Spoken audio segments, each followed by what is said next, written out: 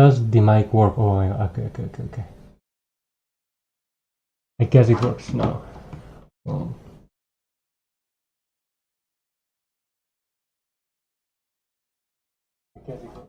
Yeah. Horrible audio quality, but it is what it is.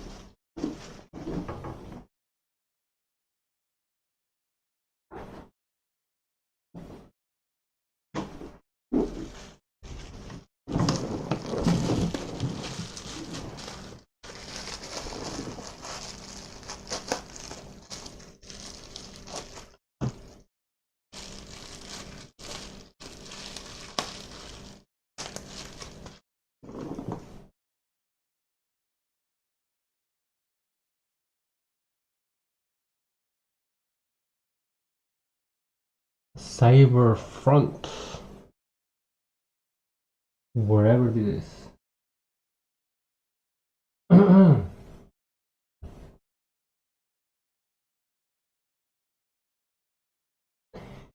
shall I go? To be honest, I never tried playing it. I just booted up once just to see if it worked, and it does work. It does load, but it's pretty glitchy. I don't know. I don't understand. Let me try it again. It always works. Always will work. It looks very sketchy right here. The color right there. It's not very good. Doesn't look very good. Let's see. Oh, let's go.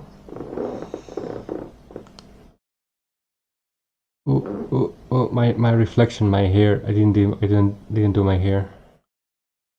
Taito. Can you hear it? Oh, it's so like retro.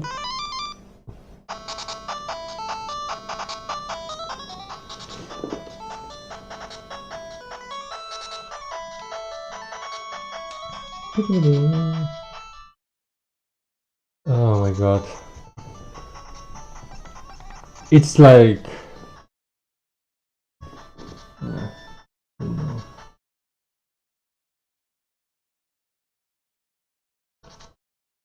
the first Densha Go game for the PlayStation, but on Game Boy the graphics are like not bad.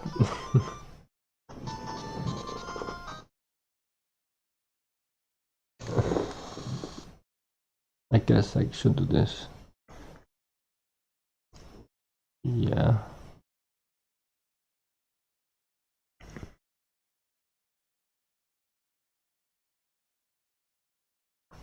Oh, I guess.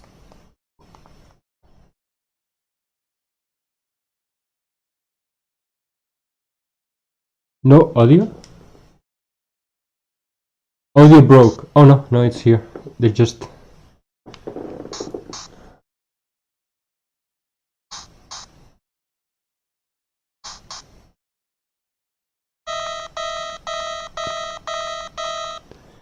It's crazy. 40... Of course, the FPS is not the best. Like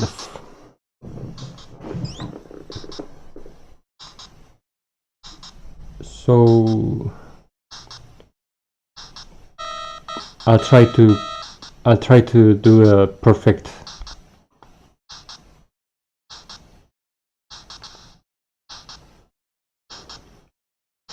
Going 60, 300 kilometers away, kilometers, 200. I start to brake now.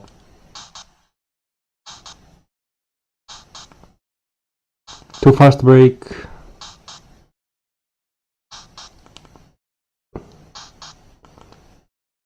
Brake more.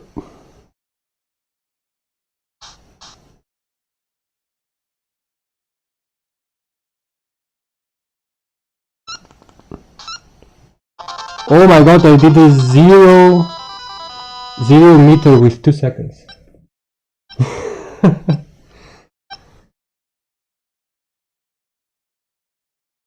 I didn't see how many centimeters that I got a sticker. Sorry, stamp. So that's how these works, I guess. You get stamps. It's kind of like the,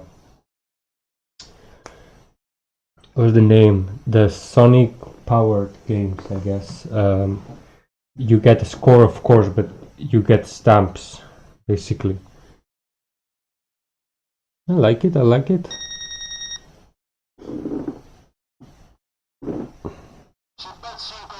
Spatzinko. So I'm very close to the camera. I guess my voice is very loud.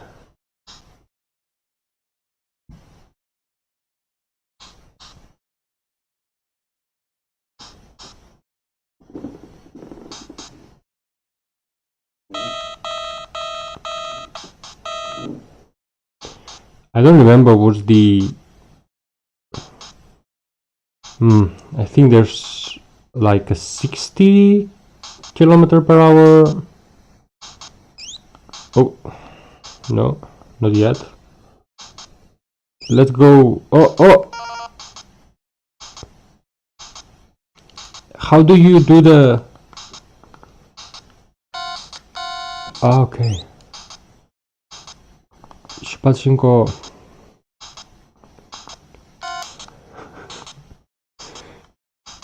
Going too fast. Let's brake a little bit. Oh my god. Okay, good. Let's brake.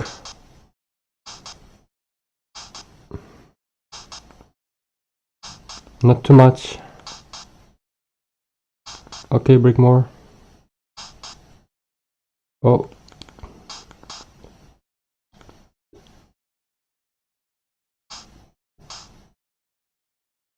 One meter, not bad with this FPS. Hey, not bad.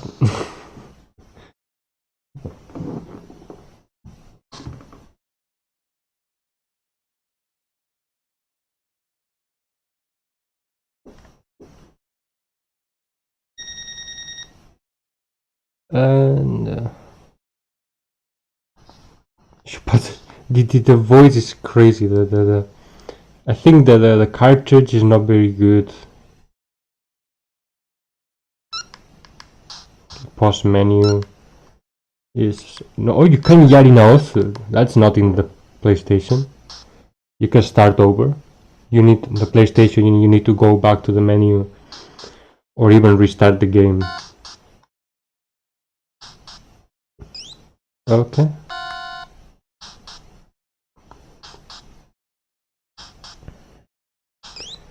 Let's go 80 as a rule.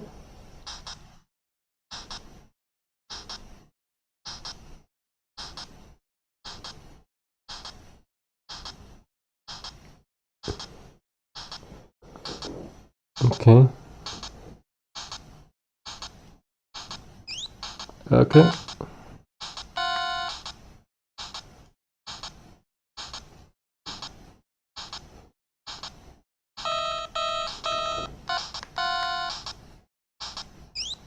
Oh, okay.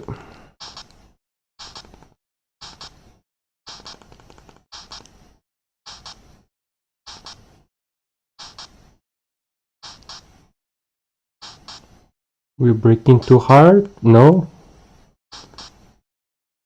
Yes? No? Need to break more?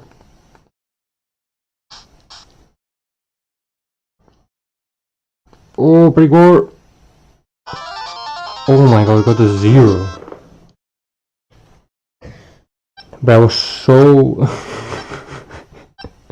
got a 0, but I was so early. I guess they don't penalize you. I got a stamp. I didn't get a stamp.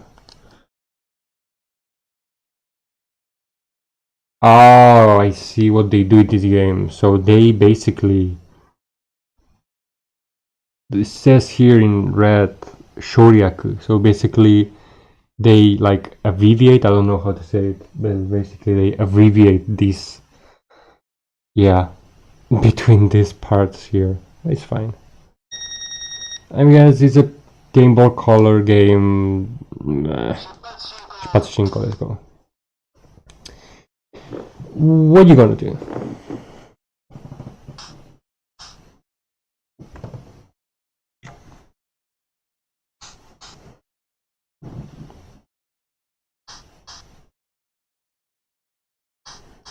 Next station is Kyoto. Let's try to do another Pachinko, okay? Let's do another 100 if I can. Oh, 60 limit, okay? Okay, that's good.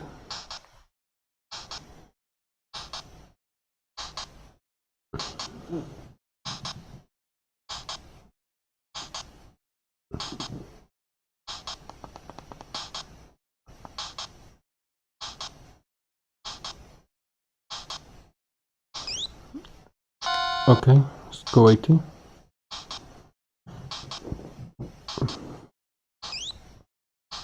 Shingo. If I have to guess, Kyoto. Yeah, there's. Okay. Going too fast. I guess fine. They didn't care too much. Okay, I'm going too fast. No, it's fine. Just ride it. Just ride. Start to break now. Too much. Okay, break.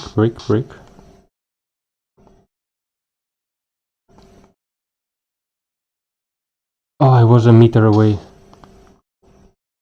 Come on.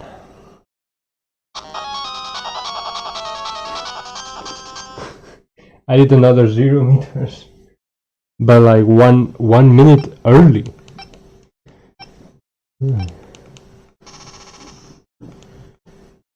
How do you do 1 minute early? Got a stamp in Kyoto.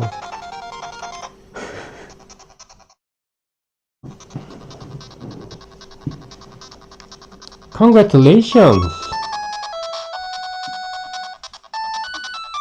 Have the credits. Cannot skip the credits. Okay.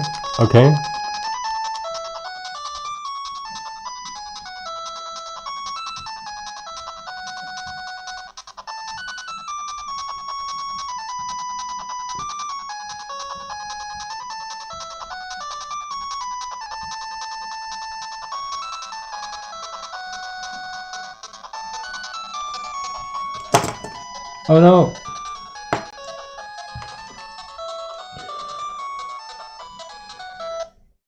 Oh, okay. How many points? Oh! Oh my god. I passed. Oh, my name, okay.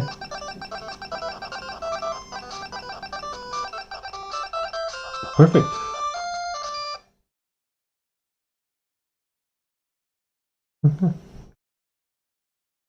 Somehow I did 114 kilometers already.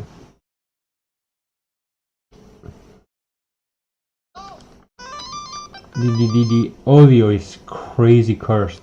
It's cursed. Oh my god. I guess there's a save. Oh no. Level 3, level 4. What's the meaning of the levels? Level 4, level 3. Oh, so you get... Oh, okay, you get levels. Like levels. Okay, so if you do it very good, you get level 4. Mada yaru na omigoto. Okay. So then if you get like very good, level 4, you get a stamp like a train, and then level 3 is like, yeah, you get less stamps. And Kyoto I got the level 1 Mada because the stop was very bad.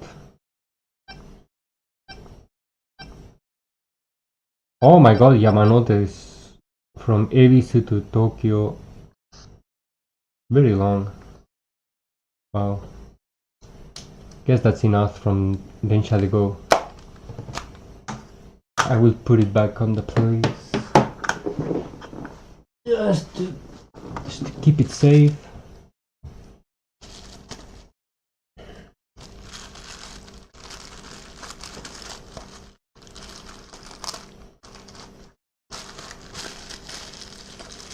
And I'll start the operation. To be honest, right now I don't need the lens, the magnifying lens, because I can just remove. I want to remove the resistors first, the old ones. I have the fire red, so good. Okay, put everything on the floor I don't need.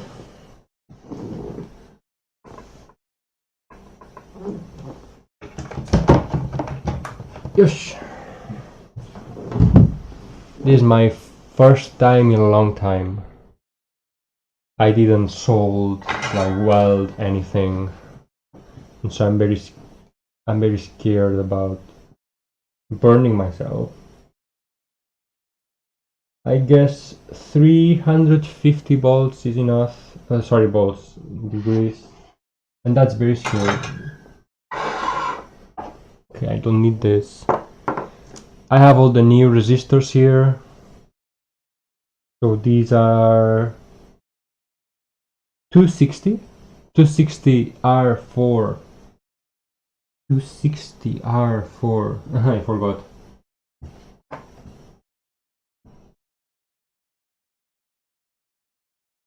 $260 for the brakes.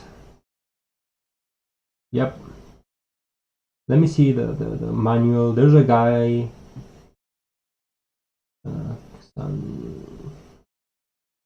There's a guy has like an article that how to fix this controller in a specific, and here he says that Mascon, the Mascon handle, this is the chip for the Mascon. It's here, Mascon. I know you cannot see very well, but it says here Mascon. There are 390 ohms, and the one on the brakes is here, is 560. So this, it says 561. I don't know why it says 1, but it's 560 basically. I guess it said there's something else. There's something else written here. I don't know what. But they are tiny, like... I have some tweezers here. I lost one. It's fine, it's the old one. But I don't know if you can see here, each like not these rounds, the square ones, those are the resistors. And they are fucking tiny, oh my god.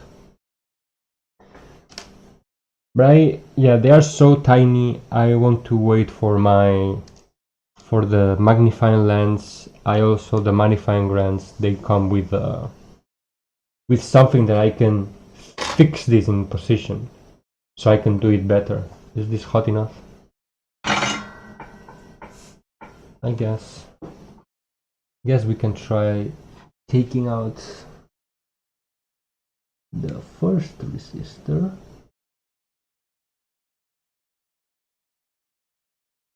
Smells like burned electronics.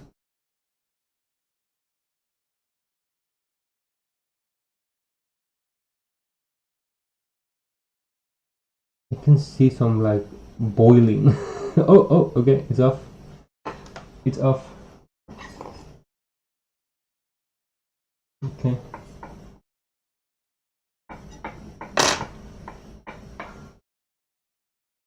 And basically what I'm doing is is it hot? Oh fuck, it's hot. What I'm doing, I have here a tester. I don't need my phone. I have a tester here, I can check. They're all fried. They don't work. So for example, this one, this should be, it says here, it's impossible to see. When I took a picture, you can see it's 390. So this should be 390 ohms. But when I check it, oh, this one works. Okay, this one is fine. Yeah, the tester says 390. Yeah, 391, 390. Yes, it is working. But I guess because it's old, I'm taking it apart. It's fine.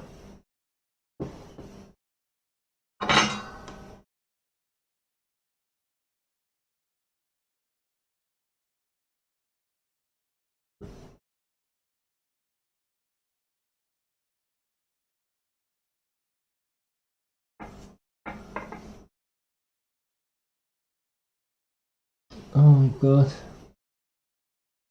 So this one works. That's fine. I don't. Oh, it's so easy to take apart. Ah, get off. Okay.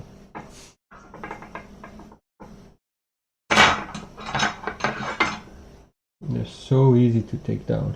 Okay. What about this one? Is this one fried as well? This one also works. What?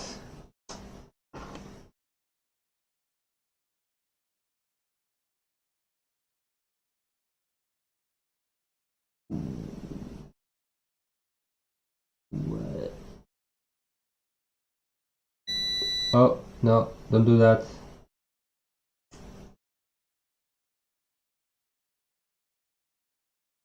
I thought I could test it from here.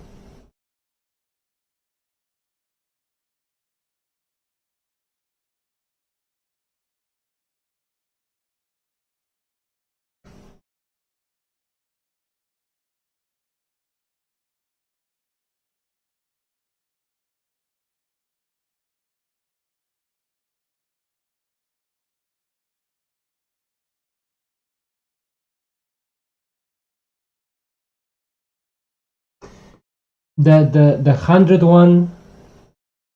100 one wasn't working. There's in each board there's 100 ohm one, and that one was fried. So that didn't work. That one there.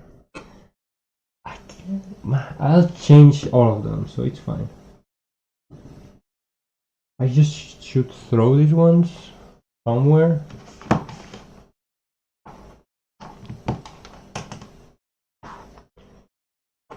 Okay, let me put them all.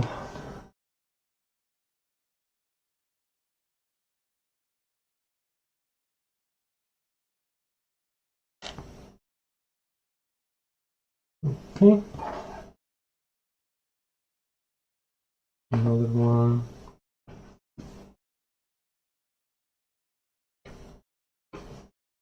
Okay, another one.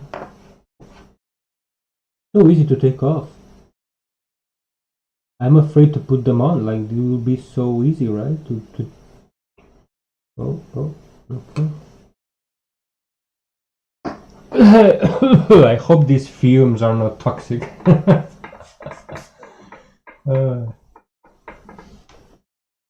Okay.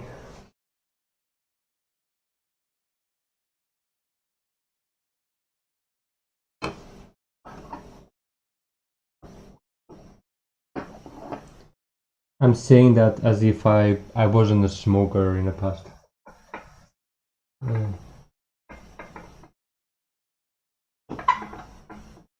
I guess the sponge needs a little bit more water. Let me put some more water.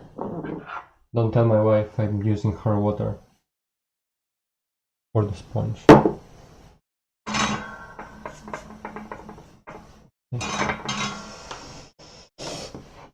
Okay, let's take this off.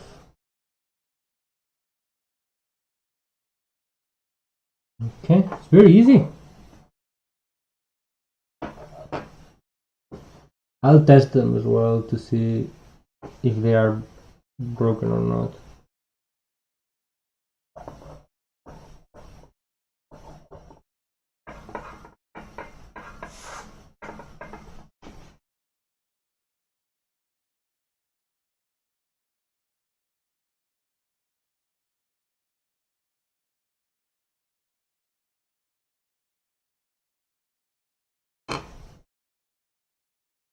Okay.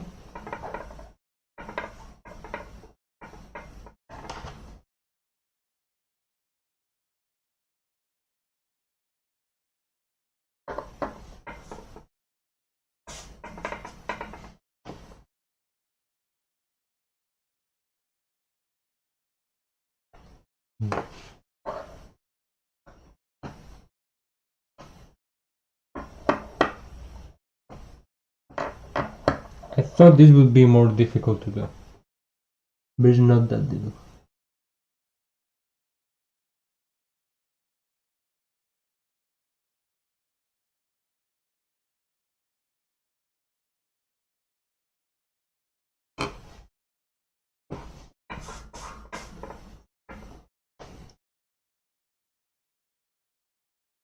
Okay, two more.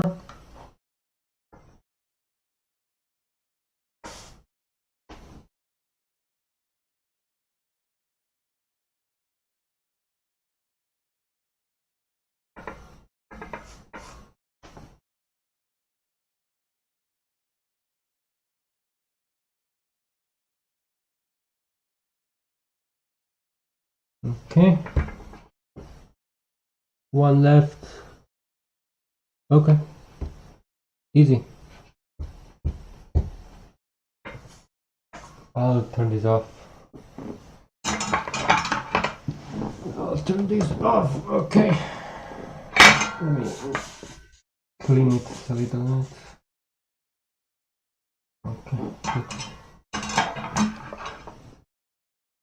Let's check them if they are broken or not.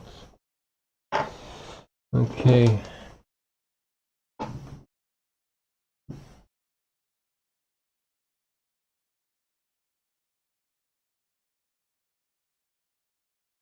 Oh my god, they're so small.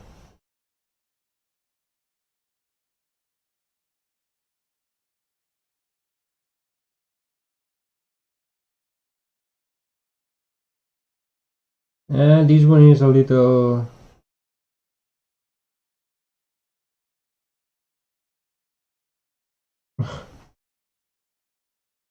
they're so small.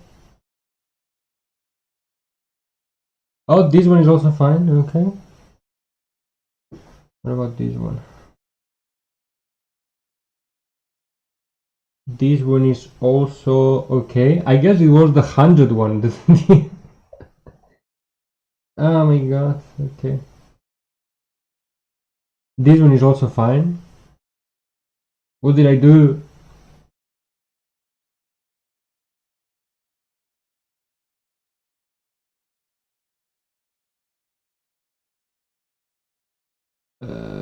This one is fucked. Yeah, this one is... This one is reading 50 kilo ohms when it should be 390.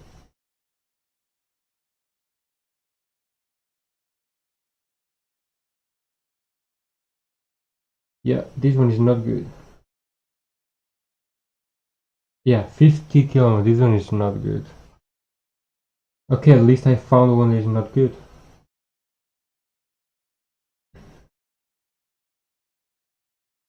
This one is fine.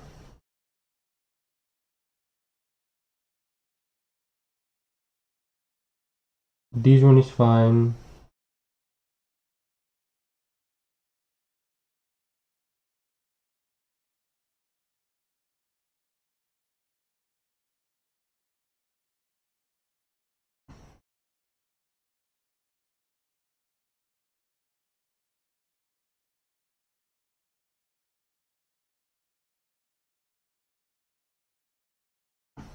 This one is difficult. Has a metal. Oh.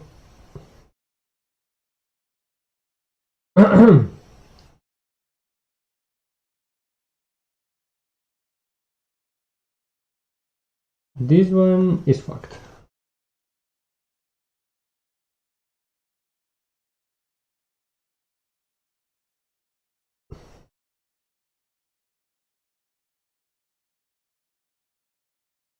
This one looks fine. Yes.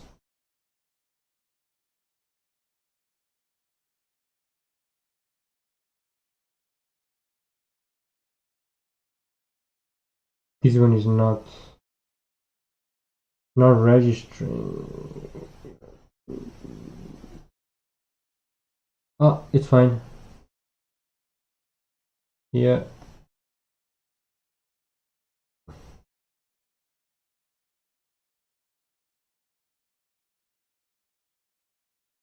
Oh.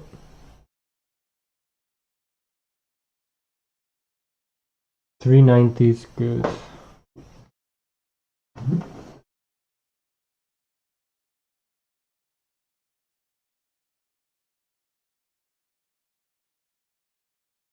$390 is good.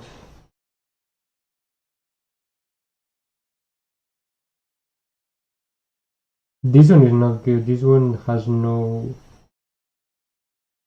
This one short circuits. No, it's fine.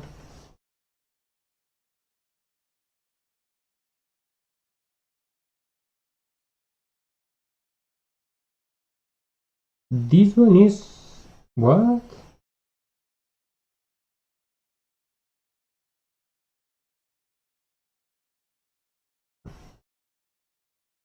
This one is no good.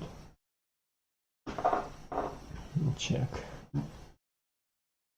I'm looking at the camera like I'm doing. Looks like I'm not doing anything. But there's something here. There's something. I know it looks like I'm crazy, but I am, but not this crazy. No, this one is no good. It's fine, just throw them all.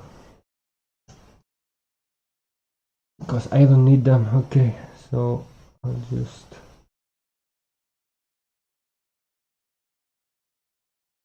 just throw them. Throw them in the trash. I'm sorry. You're old. You can see them here. All the resistors. Go into the trash.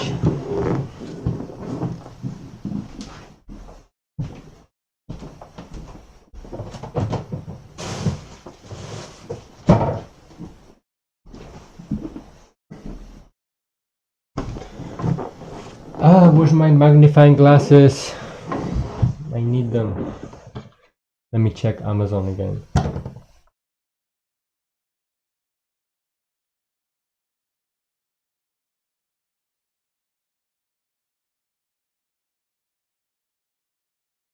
Amazon. Amazon.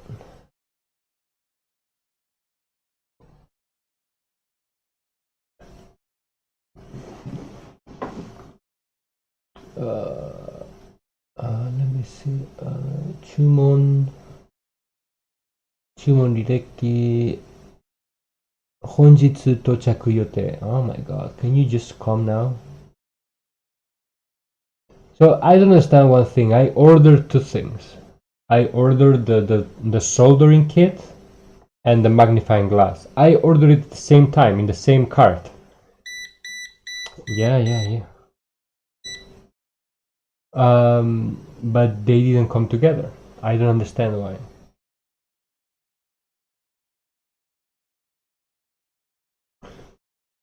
Oh, I guess no. They were not in the same cart. It's fine.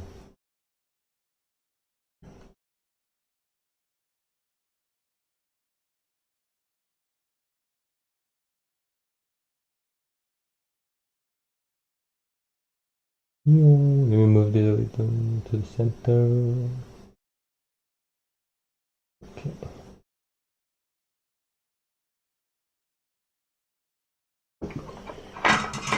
Okay, let me do something.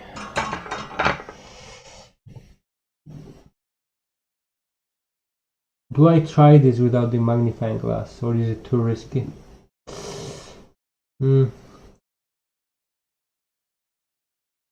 Because if I could have it here, like not moving, I could just. Let me try it. Okay, let me get the new 100 resistor, 100 ohm. Let's put it here. I can test it.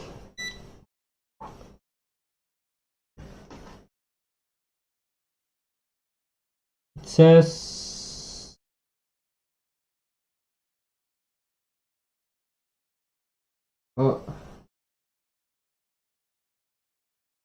100 ohm. Okay.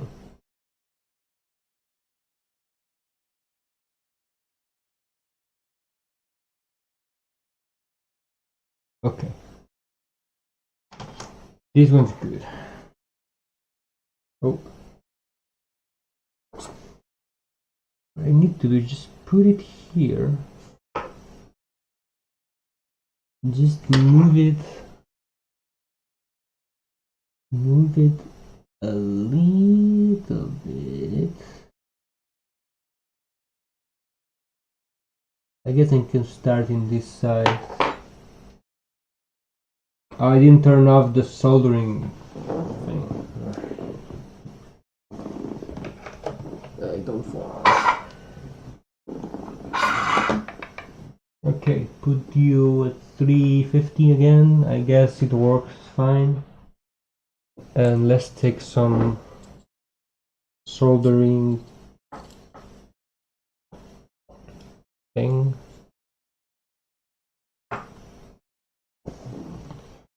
This way.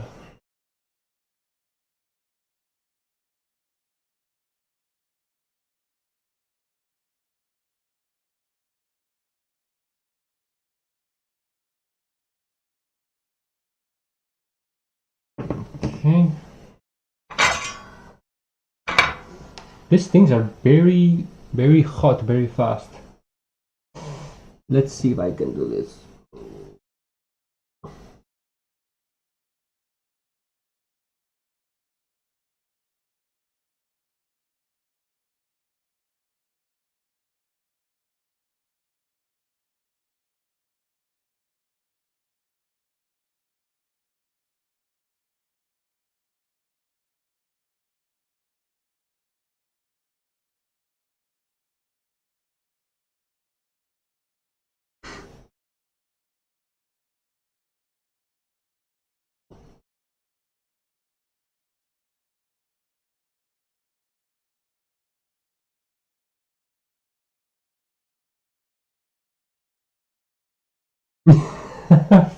Oh no. Yeah, I really need the magnifying glass. It's fine. I can fuck this up as much as I want. I bought I bought a lot of resistors. I can fail at least 5 times.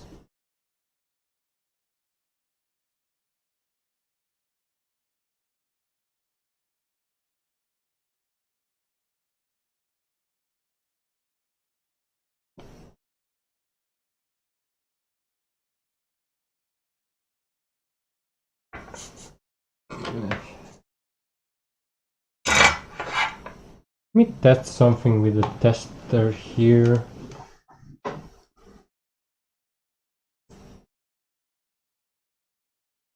This says 0.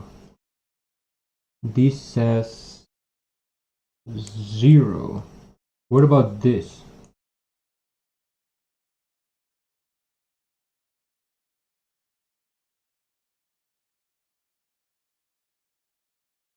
$80K?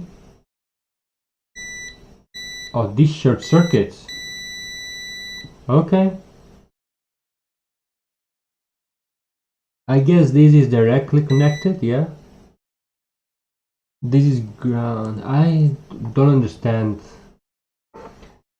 I don't know electronics. So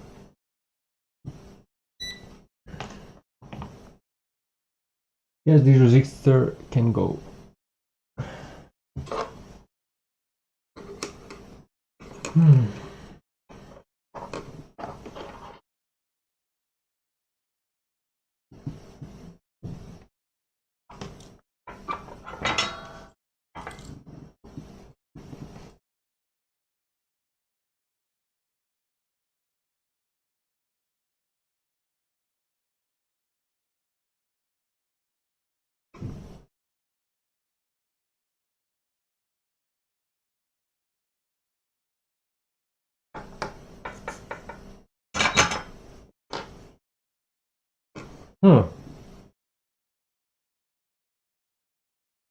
Here's the scissors. Okay.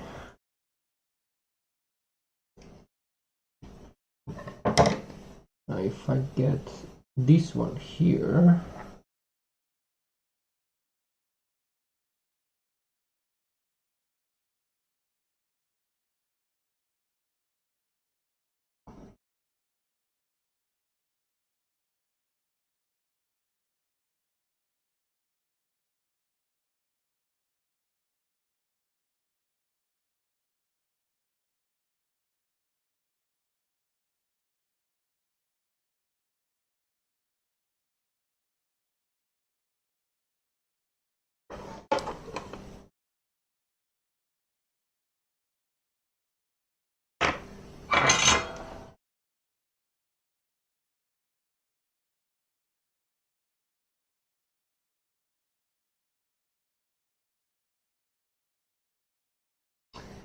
Yeah, because I need to hold the board now.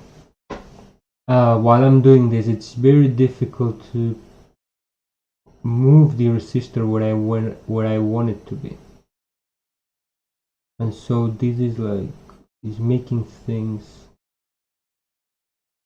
much more difficult. Oh my god, so hot!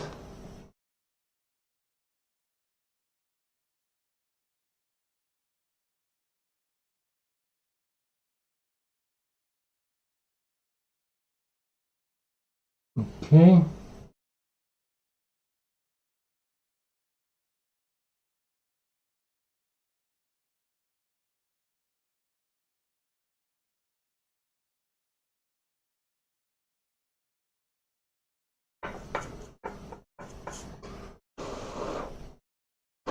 Just blow it.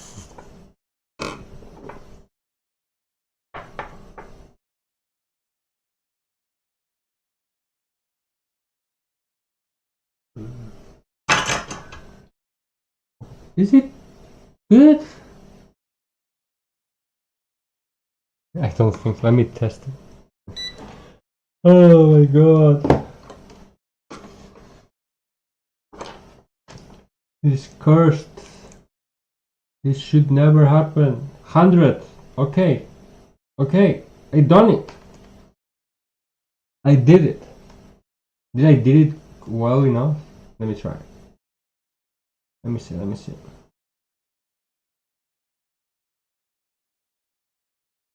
What does this read? 100! Oh!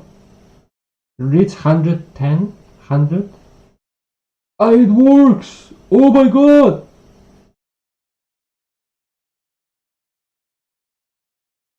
Yo! Okay, I fixed it. I fixed one. There's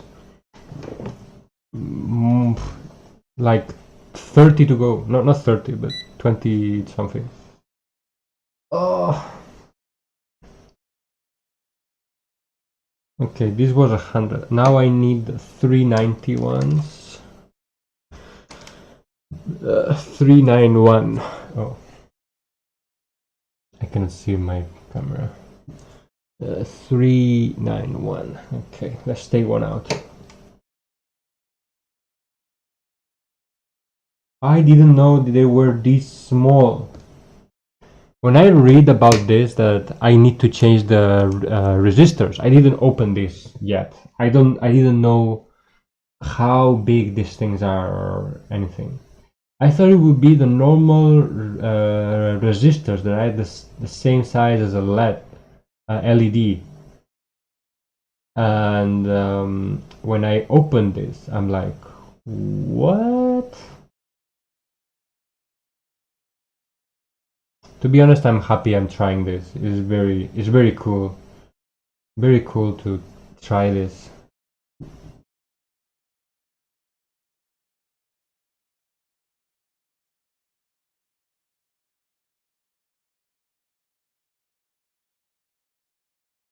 I hope I can finish it today.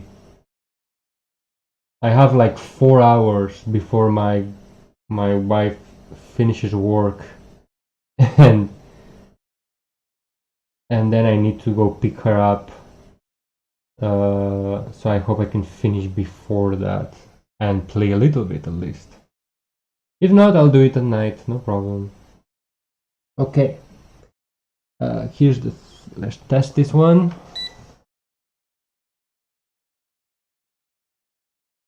This 390, okay.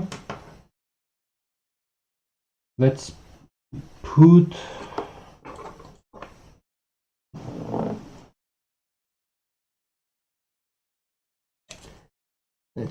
some wire.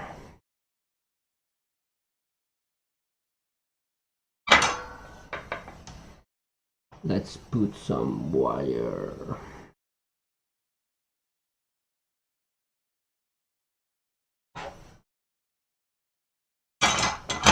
You know what? This is crazy difficult. Oh, God.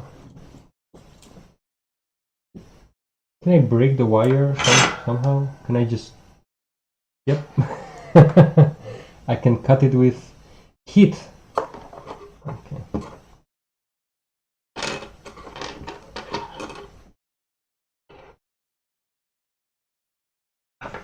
Okay, let's do this side.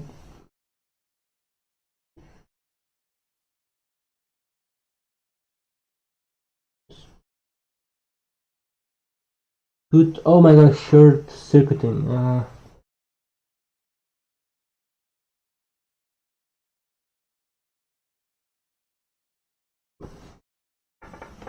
Should be fine, should be fine. Okay. Let me get this.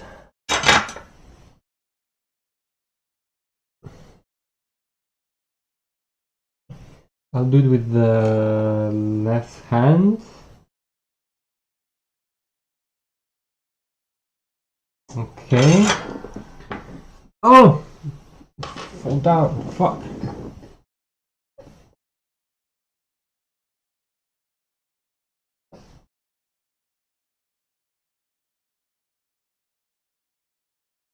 Oh no. Oh, so difficult.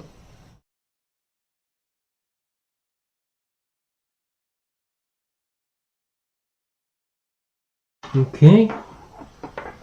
That was not bad.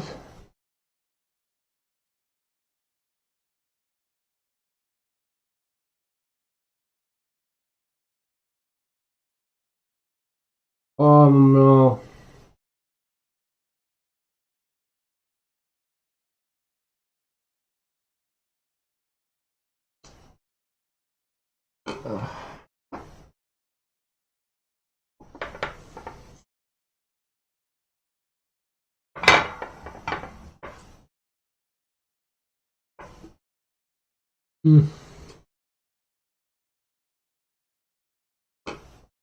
Is there a way I can take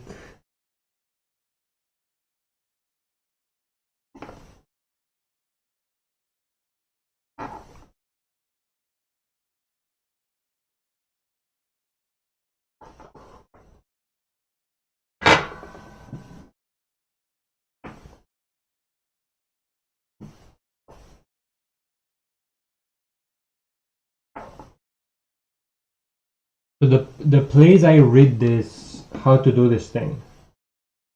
The place I read this, the guy says that he didn't use tweezers to do this. And I'm like, how do you do this without tweezers? That's crazy. You need tweezers to do this.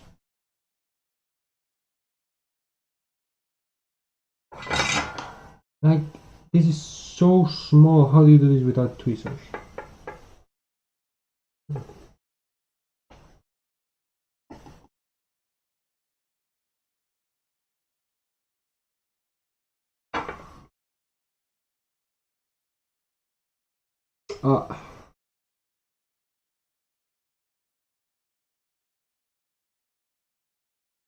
Okay. A little push. Oh!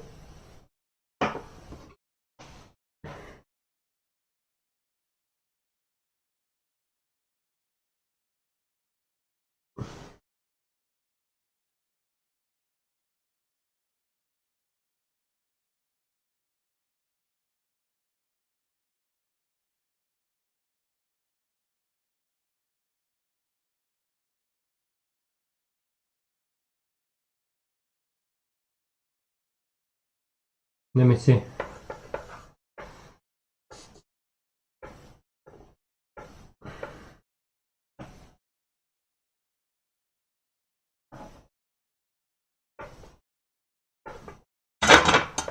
Let me see if I did this right.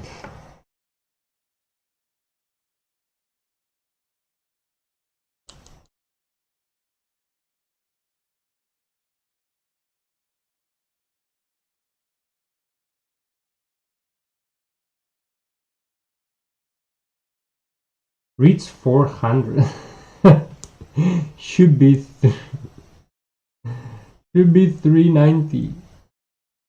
Okay, 3 is dropping. Why is it dropping? 380, 121. Did I do it right or not? Did I do it right or not? At least it's not short circuiting. Oh, it is right. Okay, I put one. I put another one correctly. I'm happy.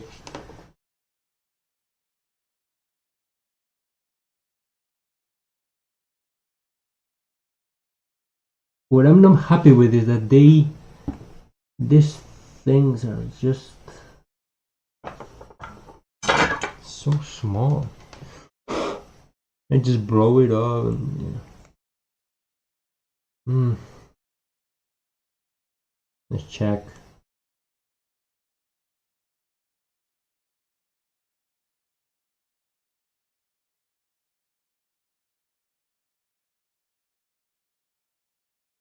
It's fine. It's fine. Okay. More 390s. Okay. I didn't need the magnifying glass then. I just can do it like this.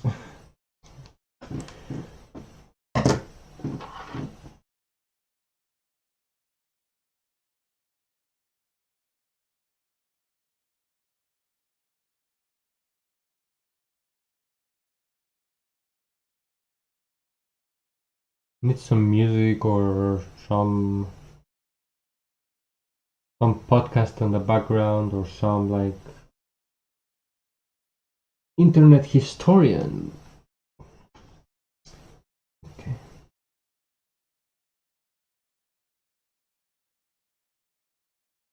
390. Okay, these ones. I mean, I don't know why I'm testing the new ones. I guess I just don't want it to be bad. Mm.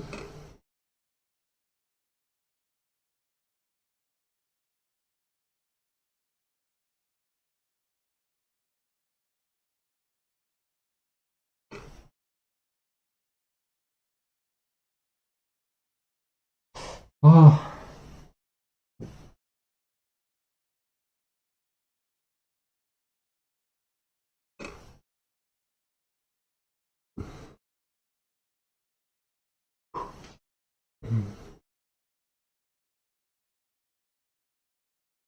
Okay.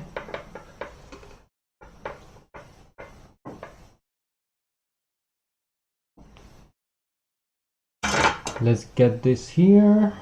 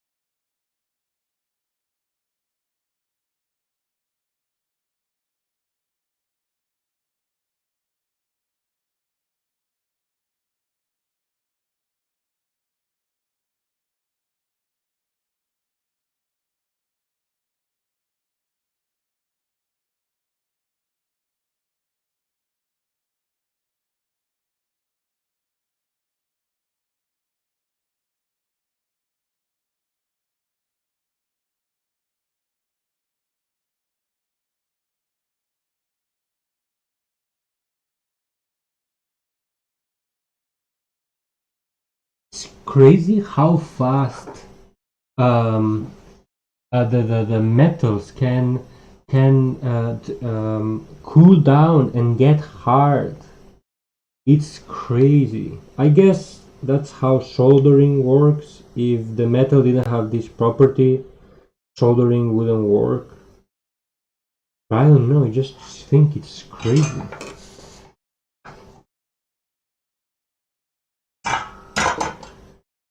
Let's check this.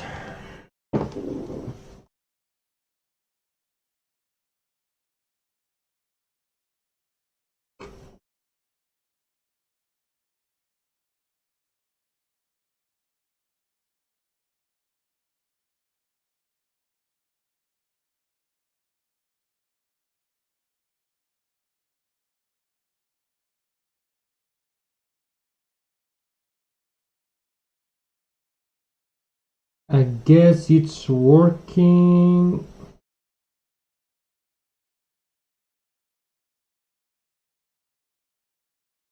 Three, 970. There's not a lot of resistance.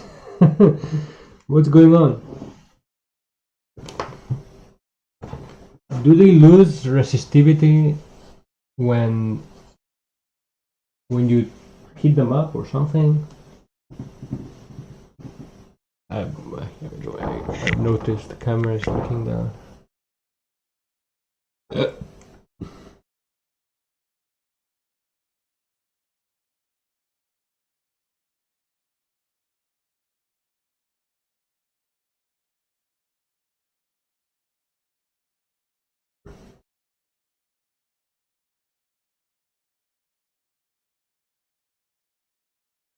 Eh.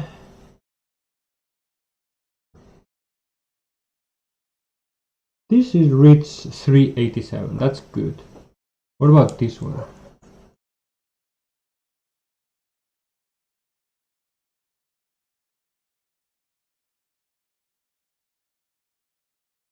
Okay, 390. And I guess in series this is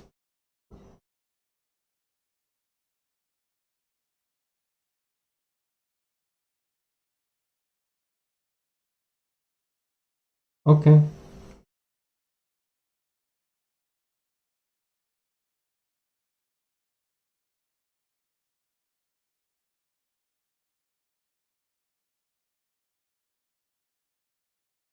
Hmm.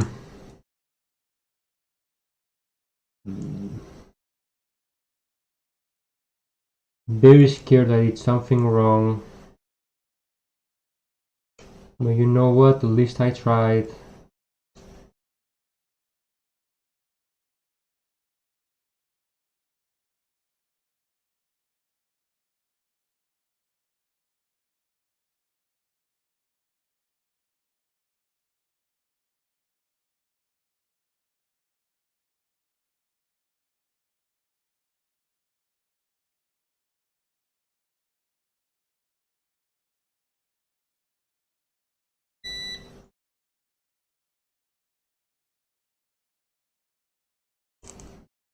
Can I see the 100 one again?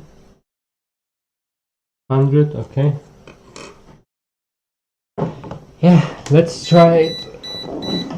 Yes, yes.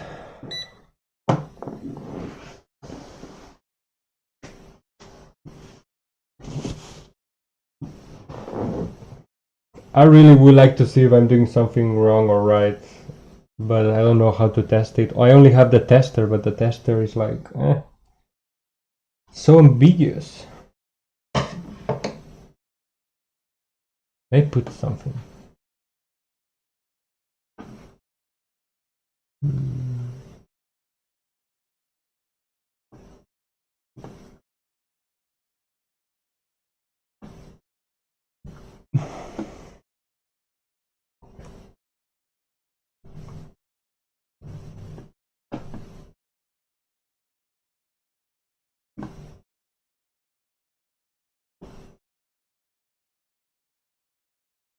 Let's go with the internet historian.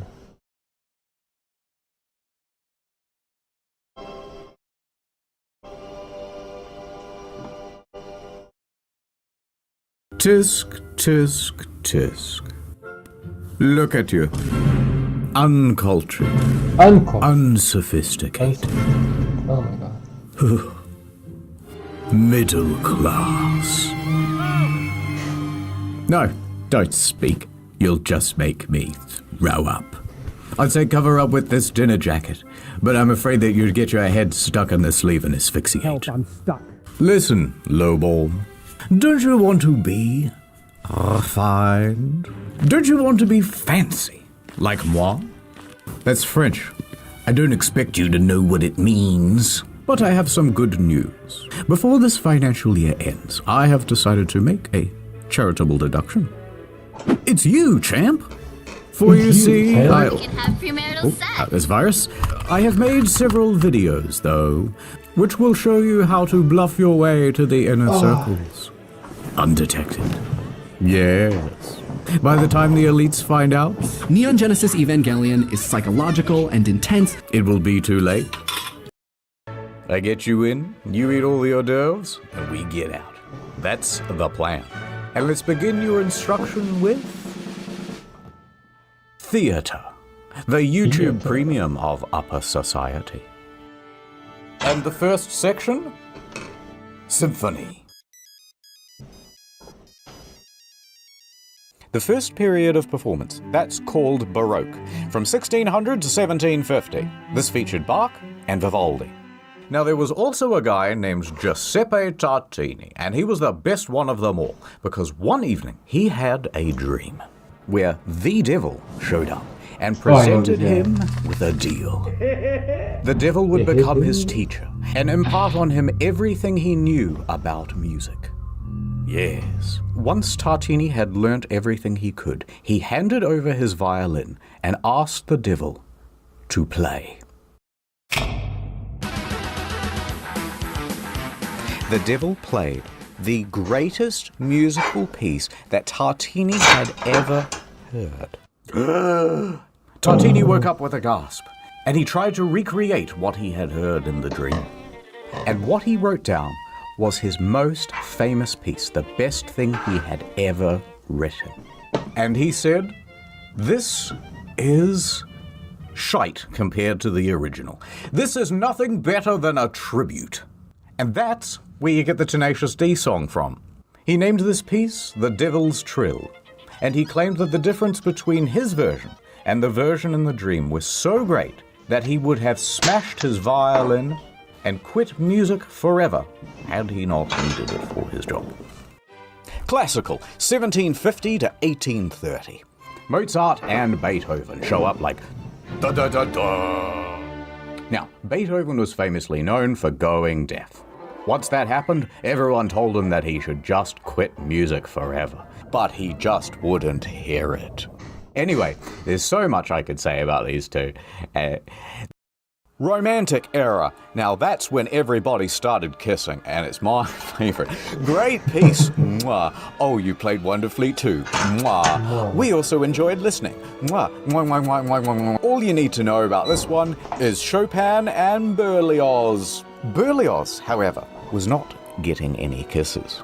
He was relatably, painfully single, living alone in Paris, the city of love. So, here's how it started. He's there and he's in his early 20s, and he is looking for a new GF. So one day, he attends a Shakespearean play, and on stage, he spots an actress, and he immediately falls in love with her. He wrote her many notes, confessing his love, but her DMs went unreplied. Oh no. So he began writing a symphony about her. How can she ignore this? And also around this time he started smoking a lot of opium, but don't worry about that. Anyway, so he wrote this piece just for her. However, his DM still went unreplied. For several months he started to get quite disheartened. Until he saw another girl. So he immediately fell in love with her instead, and he said, you know what?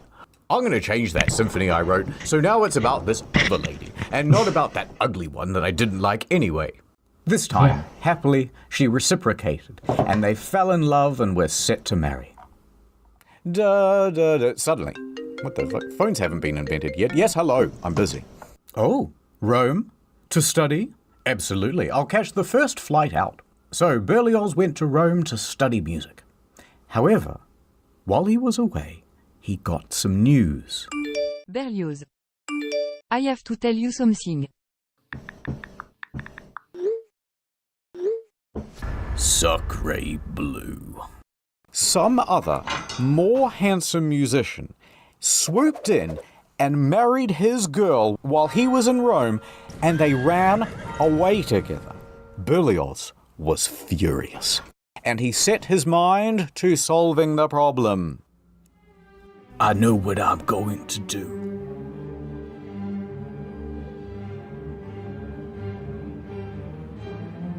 I'm gonna murder her and her lover. And her mom. Oh my god.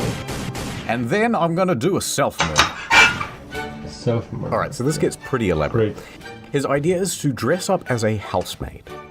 He has bought both poison and 2 guns. Now he is going to sneak into the house of his ex-fiancée, and there she and her mother will be sipping tea, which he has already poisoned. Then he will pull off the clothing and reveal himself. Blam, blam, sad overture. So he heads back home to Paris to do it. But while on his travels there, takes quite a while, he has to change carriages. And when he does that, he leaves the guns in one of the little cubbies. So he's lost all his weapons.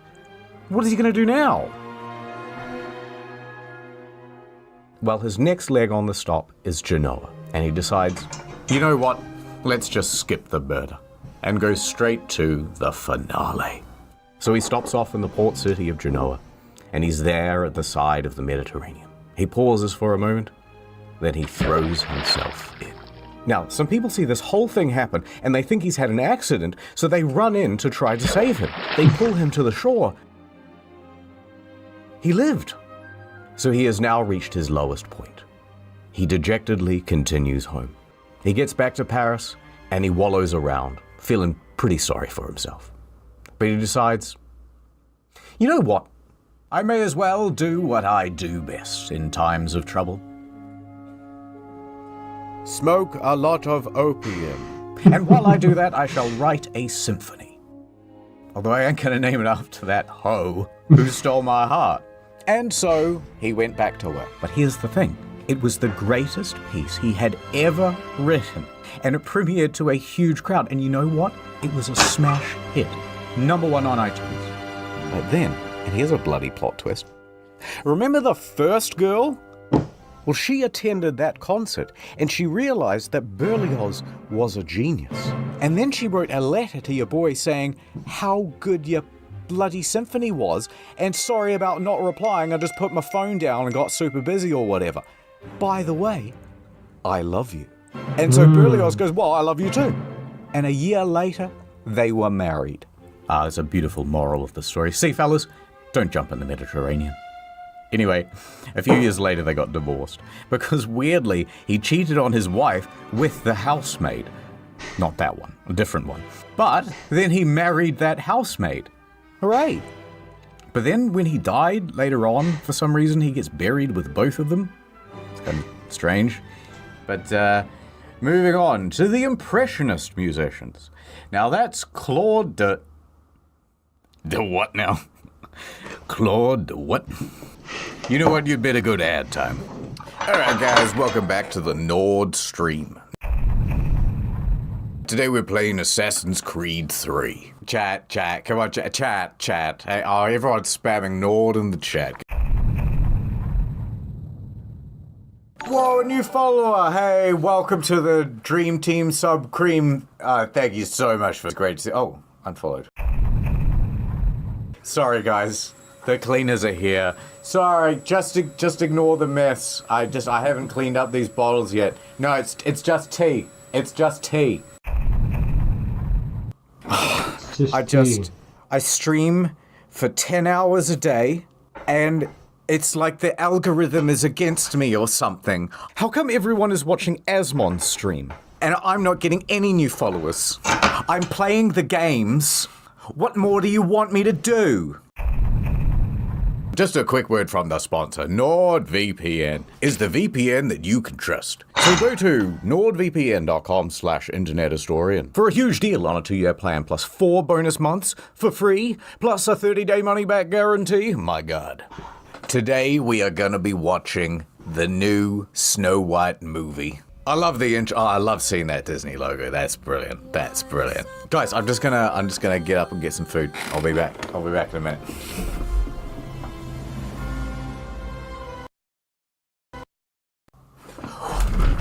What the f***? Who reported my stream? Hello, my Nordlings. Welcome back to the stream. Can we get some ends in the chat, guys? No, not like that. Mods! Welcome back to the ASMR stream for NordVPN. Today I'm going to be drinking a can of Coke while I say the word Nord. Nord. Hey, thank you for the tier 3 sub. With NordVPN, I can be outside my house, Jack's Film's house, Samito's house, Ordinary Things' house. Just like that. Welcome back to the hot tub stream. What do you guys mean? How many hot dogs can I put in my mouth? Why? I'll just... Oh my God, $5,000 donation. Thank you so much. You guys are such good friends. Streaming's not for me. I'd rather go to nordvpn.com/internethistorian to get a huge deal on a 2-year plan, plus 4 months for free. Ad over. Watching Netflix, are you?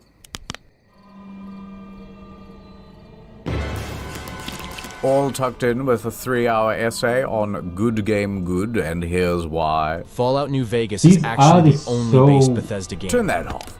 I've got something for you much less enjoyable and far more expensive. We're going to the theater.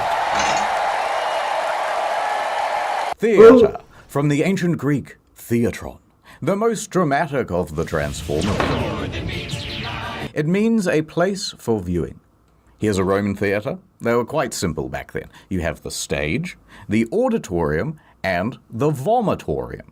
Now, for a very long time, people thought that the vomitorium was a place where the Romans would gorge themselves, where they would eat so much that they would throw up and then gorge themselves again because they were so decadent and or bulimic. But it comes from the word vomere, which means to spew forth, because that's where people go in and out. So vomitorium is just a dramatic way of saying the entrance. Now, if you skip forward to the 1800s, things are getting a lot more modernized, but they still didn't have electric, so they had what's called the limelight. And that's why they say, to be in the limelight, to be the star of the show. What they would do was take a piece of quicklime and heat it up super hot, which will naturally glow very bright. They would then take reflective mirrors and lenses to focus the beam, and they would use that as an early form of the spotlight. The limelight is not because it's green, but because it's made from quicklime. In the modern day, things are a lot more advanced, and they can do all sorts of cool shit with like lasers going into your eyeballs and all sorts of stuff. But it's not just the tech that's had an upgrade, it's the architecture as well. In Elizabethan times, they had the yard, and you could get in here for about a penny apiece. And this is where all the poor people stood to watch the shows.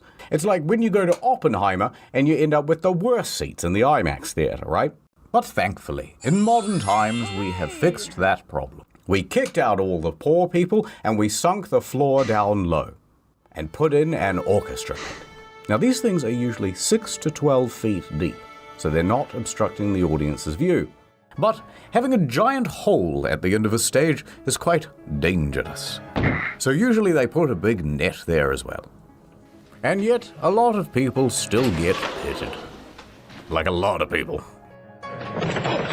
In 2011, during a production of The Sound of Music, one of the lead actresses fell into the orchestra pit and was left paralyzed from the waist down. In 2009, a conductor, not a superconductor, just a regular one, fell 14 feet into the dark pit and broke 9 vertebrae and 1 ankle. Oh my god. Mamma mia. And he fell on his pointy conducting thing. Okay. At the Bolshoi Theatre, a violinist died from his injuries after falling into the pit. This theatre is prone to all sorts of accidents, by the way. It's kind of cursed. But performers and musicians aren't the only ones falling into the pit. My way of In 1988, an 82-year-old man fell from his balcony box seating all the way down into the pit during a performance of Macbeth. He died. Very spooky. Even already dead people are getting pitted. In 2016, a man sprinkled his friend's ashes into the orchestra pit at the Met Theatre. This happened during the intermission, and it was a sort of tribute to a mentor of his. But of course, people went, "What the hell are you doing?" And he goes, "Oh, I don't know," and he flees the scene. Everyone's coughing and sneezing up dead guy, and people think, is this anthrax? What is this? So they call in the anti-terrorism police, and the whole show is cancelled for the rest of the evening.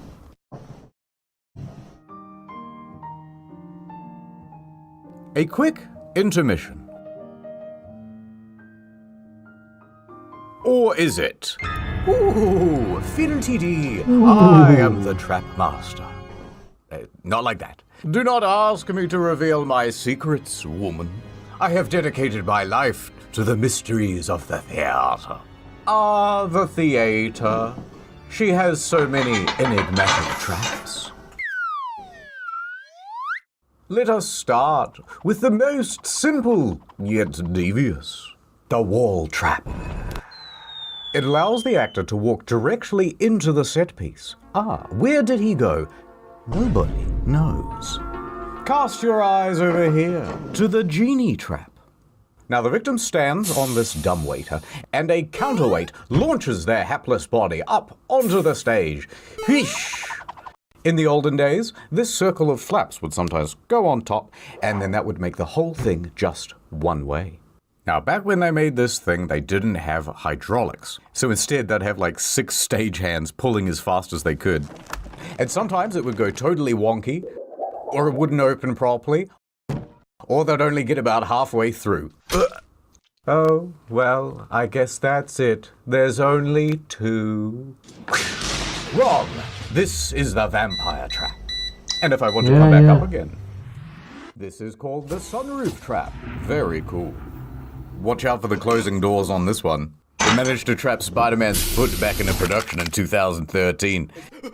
Me and the Green Goblin, we collabed on this one. All right, there's one more. The Ghost Glide. What you do is stand on this slidey bit, and it ascends diagonally, which makes it look like he's coming out of the ground. But the ladies, they're yawning, they're going, ooh, short ghost.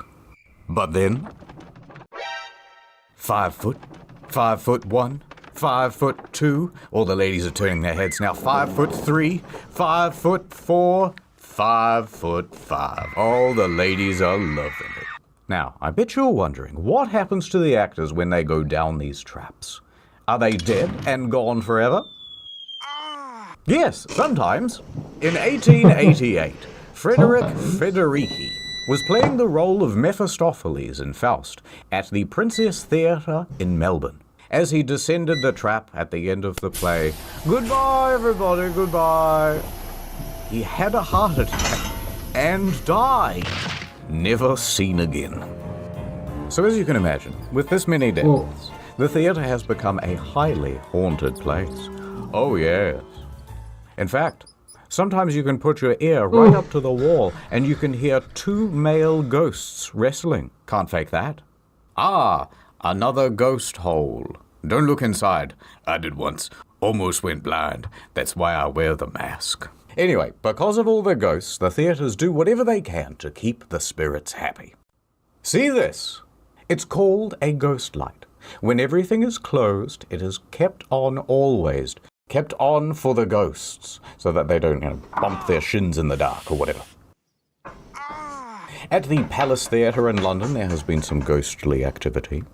It seems to be a bit of a hotspot for ghostly activities. And that's why they always keep 2 empty seats at the back, so that the ghosts may sit there and watch the show.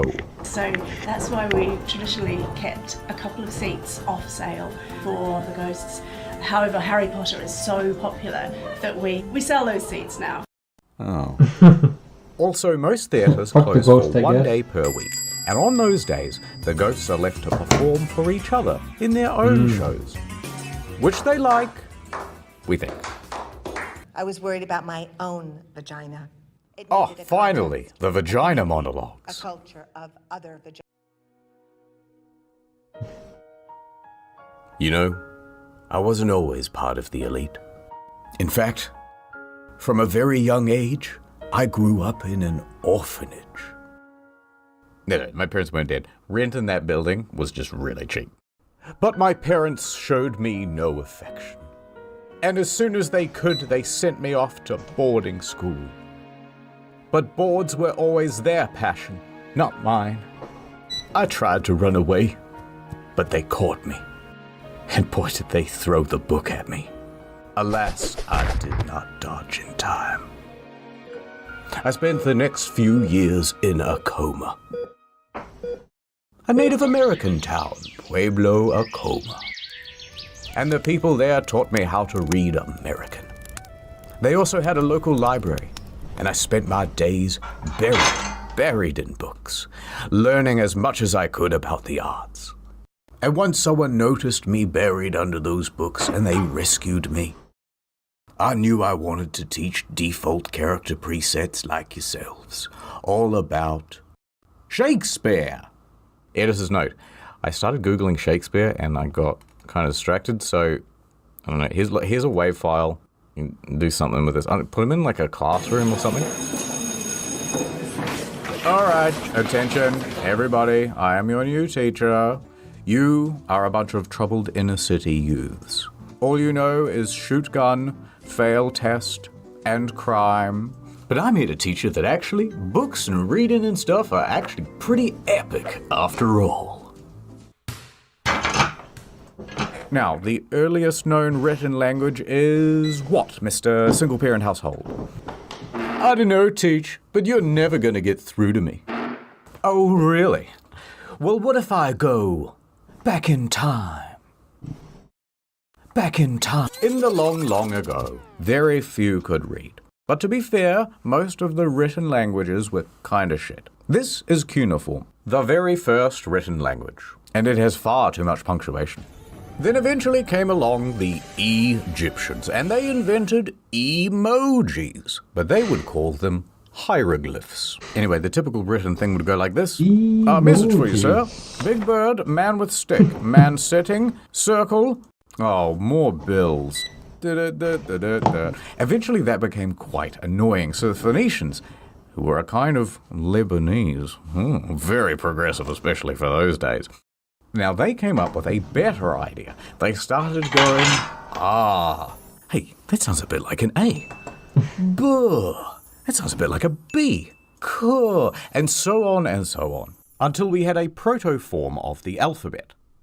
Now, the Greeks thought that was pretty neato, but they said, let's come up with an even better version with 22 letters, and soon that will be like English. Oral history. Greeks more like geeks. Got 'em. Oh, yeah? Well, let me tell you about something highly relatable. Of the surviving Greek works, the greatest hits were the Iliad and the Odyssey. Now, because most people couldn't read, this stuff wasn't written down for a very long time, and instead it was memorized and performed. And when they performed it, they used one of these, a lyre. Now, this was great for conveying tone, right? So here's a soft bit, doo-doo-doo, but then this is a big dramatic bit, dun-dun-dun-dun-dun-dun-dun. Now, the Iliad starts with this guy, Menelaus, king of Sparta, and he has a wife, Helen, and she is a very fine lady. And then the Prince of Troy shows up. His name is Paris, and he goes, damn, shorty, awooga. Hey, that's what he'd say, right? And he and his boys abduct her and took her all the way back to his crib in Troy. Now this makes Menelaus quite miffed. Hey, hold on there, Buster. He declares a turf war, but he can't win it alone, so he calls on his homies. Odysseus, king of Ithaca, and Achilles, the best drive-by shooter of all time. But Achilles is not in the mood to fight, so the whole of the Iliad is basically spent trying to convince this guy to get involved. Please? No. Please? No. Eventually, they win the turf war by being very sneaky. They make a giant horse, which is the symbol of Troy, and they leave it at the front gate. That's their way of saying, oh, I guess you win. We're walking away now. And meanwhile, thousands of soldiers go off and hide in some bushes. Now, the Trojans are very suspicious, but they can see that the Greek ships are actually sailing away into the horizon. So they know, oh, it must be real, We've won the many years' war. But actually, there's almost no one on those ships, and there's a surprise inside the horse. Later that night, when everyone's asleep, boiling hot tzatziki everywhere. And also some soldiers wearing thermal protection. They get out and they open the gates, and then everyone comes out of the bushes, running into the city, and kill everybody.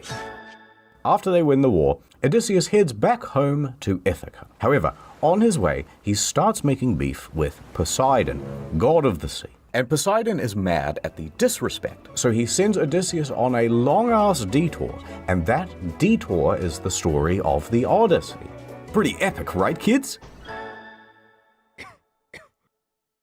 Whoa, Teach, that's fire. I'm starting to come around. That Odysseus guy is literally me. Yeah, I'm gonna try that horse trick on my ops.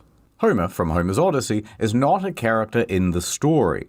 He's the guy who tells the story, and then people wrote it down. Now, moving chronologically to the next big one, you've got the Bible. And for all practical purposes, this was basically an oral tradition too. Most people were illiterate by this point, and the Bible was written in Latin, and pretty much only the clergy knew Latin. So they would be the one to recite it to people. It says that the cute lady at the front should go on a date with me, please. Listen, the rules are the rules. I didn't say it, the book did. There was a translated version into English, the Wycliffe's Bible, and you better believe that thing was a threat to the order. So they made that illegal to own. What? And if you were found with an unlicensed copy, the punishment would be death. So it remained. The Bible was read to the people. Now, by the 1300s came Chaucer, who wrote the Canterbury Tales, and that was a pretty big deal. Get this book now. Because it's one of the first significant works written in Middle English. It describes a bunch of people making a pilgrimage from Southwark to Canterbury, just here to here. which was the like longest halfway. journey anyone had ever made in the 1300s. Oh. Now, it's a whole series of stories, and most of them can be boiled down to, how come if everyone is on a pilgrimage, you're all so focused on material stuff? Oh, hypocrites much? Dong. It's now the 1600s, and they've updated all the textbooks from Middle English to regular. In 1601, King James I said, all right, you know what? Let's everyone have a copy of the Bible they can read. Let's do a King James Bible. I won't feature in it, but I'd love to be in the title. And he commissioned a committee of scholars to rewrite the thing in English, God's language. Now I can't speak Spanish or anything. It took 8 years. And that brings us to Shakespeare. And he's a huge deal. Oh, look, we're out of time. But sir, we're supposed to do penis inspection day today. No, there's no time. Roll the end card. The end. All right, that's the lesson. You watched the whole video. Or at least, you had it on in the background while you scrolled your phone. And I couldn't be prouder of you. There's just one more quick thing I want to tell you about. Theater props. For example, this gun. Now, the thing... Oh, look who it is. I know what you're thinking, but it's just an actor. We all know that the real Lincoln is dead. When he fell asleep on the tracks of the Underground Railroad. Anyway, Yeah, we all know that, yeah. this thing's super realistic. Although the trigger is a little loose. It's hot. Ruh-roh. Oh, I can't believe you did that. But I won't tell anyone. And, in fact, good news. I'm gonna make you my little protege. And I will be your protojo. And I got so many more lessons to teach. Still here, huh? Yes, just a little cleaning. More good news. Next video is almost done. It'll be on incognito mode, and it's about the art. And the next main channel video is also nearly done. That'll be out shortly after. If you're looking for more content in the meanwhile, we have another channel called Story Mode. The Metal Gear Solid and Forspoken videos are especially good. Don't forget NordVPN. Thank you for watching. More soon. Too much sauce, I think. I'm not sure. Let me put the other one. Oh my god. Short circuit. Come here, little fella. I want to tell you a secret. I'm just like you. We're both down here in the dirt. Mine just happens to be imported. Yeah, it's a short circuited. Oh my god. And I am fighting charges of trafficking. We're so similar. You're working a 9-to-5 job, and I am having to look at that. We're both going through it. So don't hate me. I'm not the problem. It's the wine snobs. They're the ones that look down on you. And frankly, I don't blame them. No, he's learning. Listen, let me pull you up by your bootstraps. What if I made you my little Pygmalion? That's a reference that you wouldn't get. You know what? Perhaps I shall make a series of videos that will give you some sort of clue about fancy things. Yes, that's what I'll do. Something to give you just enough information to bluff your way through a fancy dinner. Did you know that Da Vinci painted the Mona Lisa? Somebody had to hold open the gates for the barbarians. Why not me? So let's do it. Let's look at wine. The Mountain Dew of upper society. With wine, there is only one rule. Kill or be killed. And if you want to survive the night, here are 6 things you should know about wine. To you muggles, the words on these bottles must seem like a mystery. Pie not no ire? But us landlords, we the pink Himalayan salt of the earth. We know what they mean. They are grape names. Look upon this grapevine. It makes grape berries. Now, there are many different species of grape berry. And whatever the berry species is will determine the type of wine. Okay, I fixed it. This is Chardonnay, so it will make Chardonnay. Merlot grapes, they make Merlot wine. Grape names are mostly French. Gross. But for example, in English, Pinot Noir means black pine, because it kinda looks like a black pine cone, if you squint. Here's some of the other names. You can pause it. I'm busy. Wine grapes are not like the kind you get at the supermarket. Those are table grapes. You can think of it kind of like the difference between cooking chocolate and regular chocolate. You can eat them, but they're overly sugary and kind of full of seeds and just not as nice to snack on. So the grape type is the main word on the bottle, but sometimes there are other words as well. For example, this Bourgogne. What the hell is a Chablis? It's all regions. Allow me to explain through the medium of song. There's Chianti and Piedmont, also there's Burgundy. Don't forget Chablis Bordeaux. This one's from Italy, this one's from Italy, this one's from France, this one's from France, this one's from France, this one's from France. They're all from France. We're Italy. Look, the general rule is, if you see a term you don't understand, it's probably just the French or the Italians being all la-dee-da about their particular region. All right, let's move on to price. Come on, I know a place. We're here. I can tell by the name on the sign. Now, don't embarrass me, I didn't bring my ID. Fiddle-tee-dee, look at all these bottles. So many options. Ooh, a cheeky $200 bottle. And here, oh, a $20 bottle. Now, I bet this $200 bottle tastes way better, right? Like it's got to be 10 times better than this one. That's just basic math. Go on, though. You choose one. Oh, no. Well, it was supposed to be a trick question, but they both taste pretty similar, right? There's not some threshold that you get to where it gets more expensive, and then it tastes better, and then more expensive again, and it tastes even better, until it gets so expensive and so incredible that it's like nothing you've ever had before. Break through the conditioning. This is just old grape juice. Now, if you're a little bi-curious about a more expensive bottle, sure, why not? Gold letters grace the label, hand engraved by goldsmiths. Famed wine critics described the taste as mind-boggling. But realistically, after about $60, the flavor doesn't get much better. In fact, it plateaus out and it can even go down.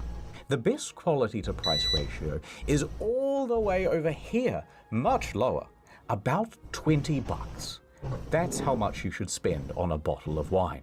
Now, some people will say that I'm putting my heart and soul into this thing. I'm making an art, a form of art. How much is that worth? How much is art worth? About 20 bucks. But what about the Vintage? Whoa, look at this. A couple of cromulent slender necks. And they're the same price as well. But this one is from 2019, and this one is from 2022. Well, surely the older one is the better one, right? No. Many people think that the wine aging goes like this, and the flavor just keeps getting better over time. Wrong, wrong, wrong! The wine at the store has already been aged at the winery. I don't need to be more aged by sitting on this shelf and just collecting dust, or spending years at the back of your pantry at home.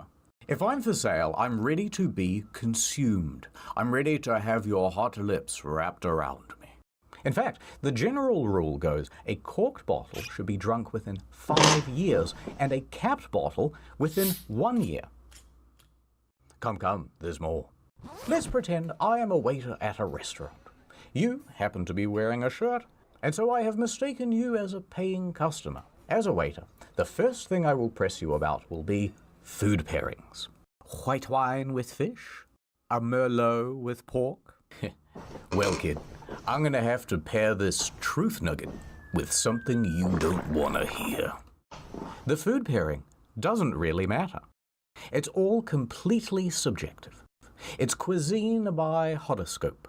It's food astrology. Pay no attention to the sommeliers in the comment section. They are bullshitting to upsell. Get the more expensive one. It goes better with the spaghetti. Or they are a Pisces and you shouldn't trust their opinion anyway. Something else to expect at a restaurant? Expect to get ripped off by the markup. Most restaurants add a 250 to 300% markup on their wine. And the cheaper the bottle, the higher the proportional markup tends to be. So a $20 bottle will turn into an $80 bottle, but a $100 bottle may only rise to $150. Most people get the second cheapest bottle on the menu, regardless of the pairing, and that'll do just fine. And that's it, no more tips. Unless you want to leave me one. Huh? Actually, you know what? I got a fucking tip for you, mate. Ad time. I bet you're wondering how I got this cog in my knee. That's because I became the face of Incogni, the service that helps you be forgotten on the internet. I used to be a humble florist. One day we received a shipment of forget-me-nots. But inexplicably I fell in and ate a bunch of them. I forgot everything that day. My address, my web browsing habits, where I worked, what my child's face looked like. I was supposed to pick him up from daycare, so that was kind of embarrassing. I just picked one of the kids that kind of looks like me. Oui, monsieur. Close enough. Have you ever signed up for some dodgy website? Have you ever dodged up for a legitimate website and they sell all your details onto a dodgy website? That's where I come in. Incogni man. And a nonna boy. Je ne parle anglais pas. There are data miners out there, data collectors, creating big servers all around the world. They take your name, your address, and your IP, and together they make a big profile, and that lives forever. I am here to send them annoying legal notices to tell them to fuck off. Take Steve off your database. European law this, American law that. Go to incogni.com/internet-store to get 60% off an annual plan. The cog signal. I swoop into the data centers. Legal notice. Tangle up their processes with admin. Who are you? I don't know. Oh, wait a minute. Incogni Nam. Go to incogni.com/internet-historian. Ah, Incogni man. Remember me? Yes. No. Who's the kid? Je suis très affamé, monsieur, s'il vous plaît. Whoa, that's a good deal. Ad over. Welcome to the Wine Underground. We have our meetings here because it stays at a very pleasant temperature. You know, us wine masons, we control everything. We are few, but many. That doesn't make sense. Look at the back of this bottle. See the No Fat Chicks logo? We put that there. It is the symbol of our organization. We have a dirty finger in every glass of government and corporation stuff. If you cross us, oops, perhaps you'll have a little accident. Last year, little upstart tried to make wine actually taste good. You know, like how grape soda does. Cut him up so good he had to get stitches. We caught one reporter trying to dig around into our operation. Why do you turn off? I'm trying to... Airstrike. Alright, my little juice box. I'm going to let you in on a secret. Why is champagne called champagne? Well, I'll tell you. It all began in 1668. In the Abbey of St. Peter in northeast France, there's something spooky going on. It's springtime, and in the cellar where they keep all the wine, bottles would suddenly, unexpectedly, pop. Explode. Now this was especially common during morning mass. 3 more, come on. Oh, that's a bad omen. Sometimes the explosions would cause little chain reactions, and bottle after bottle would break down the line, ruining the majority of the crop. The peasants were frightened. and also parched. Sacre Bleu, lay wine. What is happening? The monks would refer to this as the devil's wine. Lay wine is cursed. Legod, he must be anger at us. We need a hero. In walks Dom Perignon. He is just the man for the job. A Benedictine monk at the abbey. He's got a new role, the cellar master. And it's his mission to find out what the hell is going on here. So Dom starts looking at all the bottles. And what he figures out pretty quickly is that the wine itself is releasing gas. The gas builds up pressure and... why that is happening, he doesn't know. But it's his job to stop it. So he gets to work, trying all sorts of things to stop his mortal enemy. The bubbles. In the first year, he tried insisting that only the youngest grapes be picked. Perhaps this will stop your bubbles. And it didn't. The next year, he changed up how the grapes were pressed. Push harder, we'll squeeze out the bubbles. Son of a bitch. He tried picking the grapes very early in the morning and no other time. Nope. And on and on. The bubbles would win the battle every year. For 8 long years, he tried all sorts of different things. And no strategy worked. Oh, no, the bubbles. The bubbles. Eventually, he was at the point of almost giving up. Until one day, hey, what if the wine is still fermenting? So he takes a couple of the bottles and he opens them and, it is. We ferment the wine. Once it's done, it goes into the bottle. How does it then start fermenting again? How is that possible? And here the mystery was solved. So it turns out in North France they have very fast changing seasons. And owing to that, the yeast doesn't actually get time to do its job. Instead, it would get cold very quickly in the winter and all the yeast would go dormant. Then the winemakers would go, oh brilliant, fermentation slowed down, it must be done. They would then bottle it and they would store it. But once summer came back around, the process would spring back to life and carbon dioxide would build up and... Okay, he thinks, I cannot change the climate. Perhaps I shall not win the war against the bubbles. Now, the bubbles are his enemy and he has another enemy. The English. Therefore, the enemy of his enemy or something. Anyway, he starts talking to the English and he goes, hey, how do you guys stop your bottles from exploding? And the British go, you what, mate? Core! Well, peep at how thin the bloody glass be in it. Thin glass is the problem. Thank you for using this text-to-speech preview.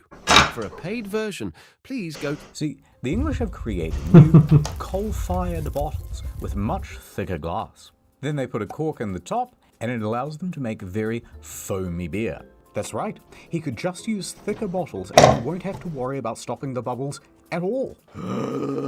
So Dom goes running back to France. He's panting, he's sweating, and there's bits of brie on his shirt. He's going, better bottles, better bottles. Everyone's confused and terrified, but they give it a shot. Bottles. And there it was. The people of France loved it. I love this new style. Even the French royals were enjoying new wine, TM.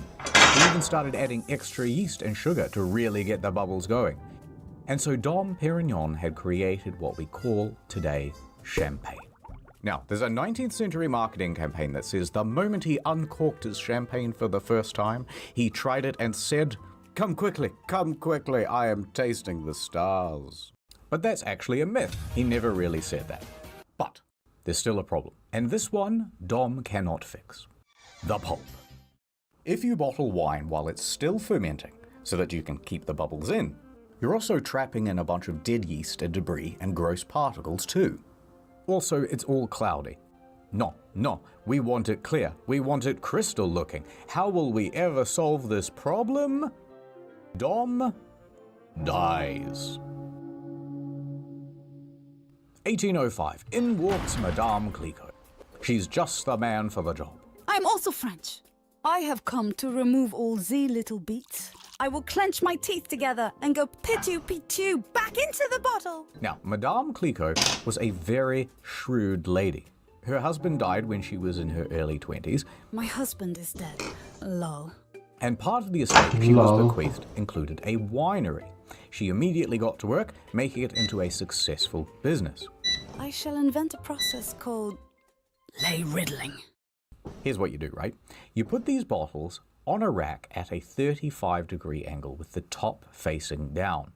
Every 2 days, she would give the bottle a little shake and slightly increase the angle.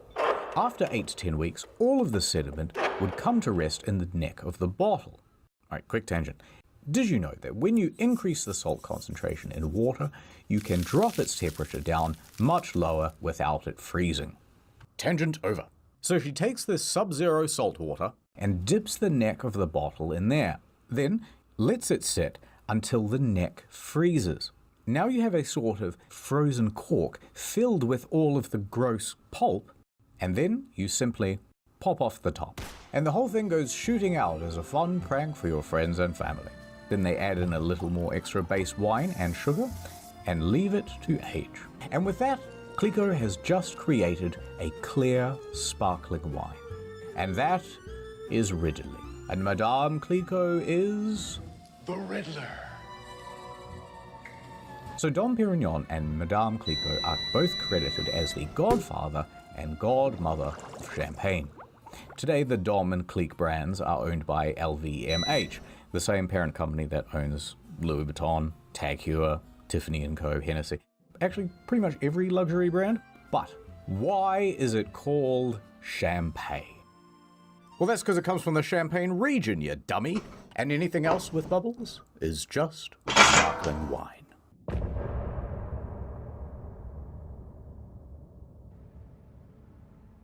Last one. Oh, it's you. I was just looking out over the sunset. You know how it is. Thinking about stuff that happened in the past. I remember it all too well. It was literally 1984. I was walking home with my parents from the opera. Come on, keep up. We're nearly there. Hey, let's take a little shortcut, they said. We can cut through here. We were walking down a well-lit alleyway. It was nothing but quaint restaurants and bistros. Then suddenly, a man holding a bottle of Shiraz came out of nowhere. "Just a tipple," he said. I was terrified. I knew nothing about wine. "Go on," he said. My hands were shaking, knees weak, arms heavy. Complex aroma, wouldn't you say?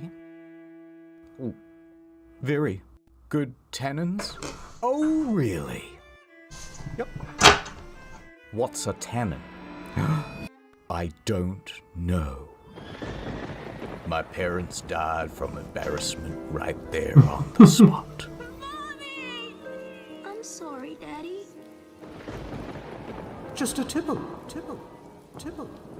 It's too late for me, but I don't want the same thing to happen to you. That's why we have to learn about how to serve wine. So you've bought a bottle of wine to show your friends and family how successful and sophisticated you are. Shipping. Did you know that Da Vinci out for painted the delivery. Mona Lisa? So let's go through how to serve the big three. Is it? White, red, and champagne. Let's say you bought champagne. God. That bottle goes in the fridge. Champagne is served cold. Right, that's it. Always. To open, Thank you. peel off the foil and do not aim it at your face. Then twist off the metal thing. If you want people to think you're fancy, use the proper word, muselet. Muselet. It helps to contain pressure. Muselet. Again, don't aim this thing at your face. It's really worth repeating. The PSI inside a champagne bottle is 70 to 90. That puts it in the same league as a nail gun. So the cork comes out at about 50 miles an hour. And if you're in a house, you want to hold onto it very firmly with your hand. If you're Bezos, or you just won the Grand Prix, fling it over some ladies. But if you want to be really fancy, you can use a sword. But think, this has been a tradition for a couple hundred years, popularized by Napoleon. After each victory, the army would use their sabers to crack one open for the boy. But the sword's Okay, just let me ceremonial. check You can use pretty each. much any blunt object to knock off the top. Phone, a shoe, this fish head. 100. Okay. If it's cold, it shouldn't fizz over too much. But you might want to have someone on the side with a ready glass. The glass type should either be a tulip or a flute. Although, if you've seen The Great Gatsby, you may notice that they use these. Up until the mid-1900s, people used coupes. That's because, back in the day, excessive effervescence wasn't very cool. So these cups helped actually dispel the bubbles faster. In fact, sometimes they'd even use a small whisk or a fork to dissipate all the bubbles. Now, there's actually an old myth that the shape and size of the coupe was molded from one of Marie Antoinette's buboes. But it's probably not true. Eventually, bubbles became a fancy feature, so the flute was adopted. They can be made from glass, but preferably they're made from crystal, so that they shimmer as much as possible. And the best flutes would also feature a small rough spot right there at the center of the glass at the bottom to create a sort of tornado of bubbles.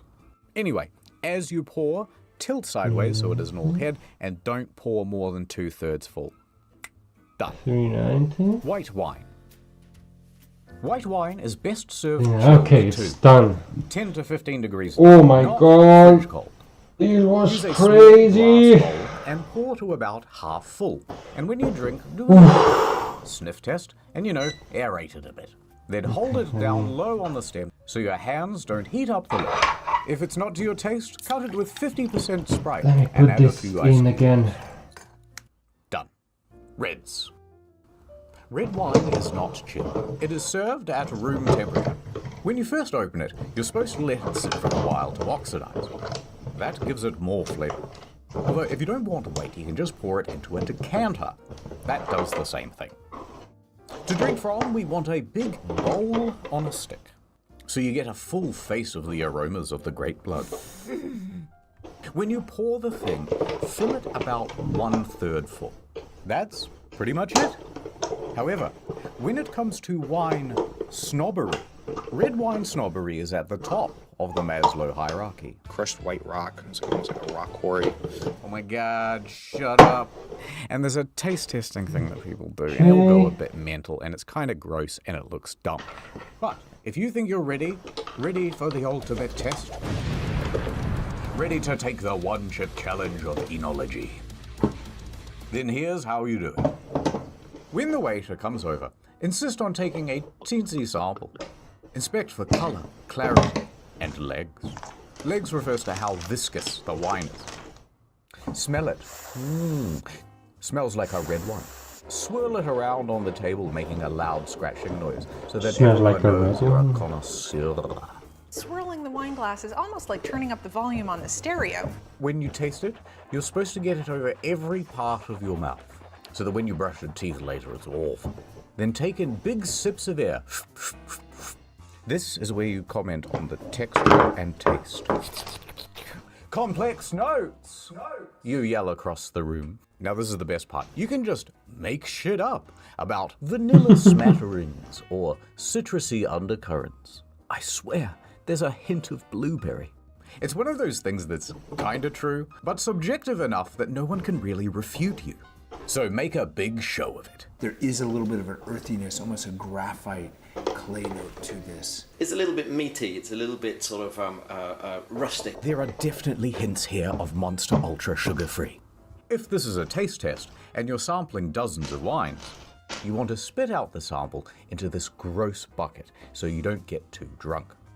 Do not ask the waiter if you can drink from the bucket. It's the waiter's privilege and he's very protective of it. And that is how to serve wine.